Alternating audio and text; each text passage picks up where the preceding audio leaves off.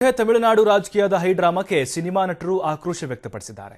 ಎಐಎಡಿಎಂಕೆ ಪ್ರಧಾನ ಕಾರ್ಯದರ್ಶಿ ಶಶಿಕಲಾ ನಟರಾಜನ್ ವಿರುದ್ಧ ವಾಗ್ದಾಳಿ ನಡೆಸಿರುವಂತಹ ನಟ ಕಮಲ್ ಹಾಸನ್ ತಾವು ರಾಜಕೀಯಕ್ಕೆ ಬಂದ್ರೆ ಸುಮ್ಮನೆ ಬರಲ್ಲ, ಗನ್ ಹಿಡಿದೇ ಬರ್ತೇನೆ, ಸುಖ ಸುಮ್ಮನೆ ಜನರನ್ನ ಕ್ರಾಂತಿಕಾರಿಯನ್ನಾಗಿಸಬೇಡಿ ಅಂತ ಶಶಿಕಲಾ ವಿರುದ್ಧ ಕಮಲ್ ಕಿಡಿಕಾರಿದ್ದಾರೆ. ತಮಿಳುನಾಡು ಜನರಿಗೆ ಪನ್ನೀರ್ ಸೆಲ್ವಂ ಸಿಎಂ ಆಗಬೇಕು ಎಂಬ ಆಸೆ ಇದೆ, ನನಗೂ ಕೂಡ ಪನ್ನೀರ್ ಸೆಲ್ವಂ ಅವರೇ ಮುಖ್ಯಮಂತ್ರಿ ಆಗಬೇಕು ಅಂತ ಆಸೆ ಇದೆ ಅಂತ ಕಮಲ್ ಹಾಸನ್ ಹೇಳಿದ್ದಾರೆ.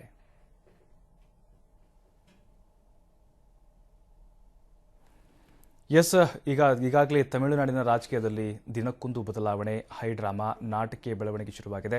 ಒಂದು ಕಡೆ ಏನು ಸಿಎಂ ಸ್ಥಾನಕ್ಕಾಗಿ ಗುದ್ದಾಟ ಶುರುವಾಗಿದ್ರೆ, ಈತ ನಟರ ಆಕ್ರೋಶ ಕೂಡ ಶುರುವಾಗಿದೆ. ನಟ ಕಮಲ್ ಹಾಸನ್ ಏನು ಶಶಿಕಲಾ ವಿರುದ್ಧ ವಾಗ್ದಾಳಿ ನಡೆಸಿದ್ದಾರೆ. ತಮಿಳುನಾಡಿನ ಜನತೆ ಪನ್ನೀರ್ ಸೆಲ್ವಂ ಮುಖ್ಯಮಂತ್ರಿ ಆಗಬೇಕು ಅಂತ ಆಸೆ ಇದೆ, ನನಗೂ ಕೂಡ ಪನ್ನೀರ್ ಸೆಲ್ವಂ ಅವರೇ ಮುಖ್ಯಮಂತ್ರಿ ಆಗಬೇಕು ಅನ್ನೋ ಹಂಬಲವಿದೆ ಅಂತ ಹೇಳಿ ನಟ ಕಮಲ್ ಹಾಸನ್ ಹೇಳಿದ್ದಾರೆ. ಹಾಗೆ ಶಶಿಕಲಾ ವಿರುದ್ಧ ವಾಗ್ದಾಳಿ ನಡೆಸಿದ್ದಾರೆ.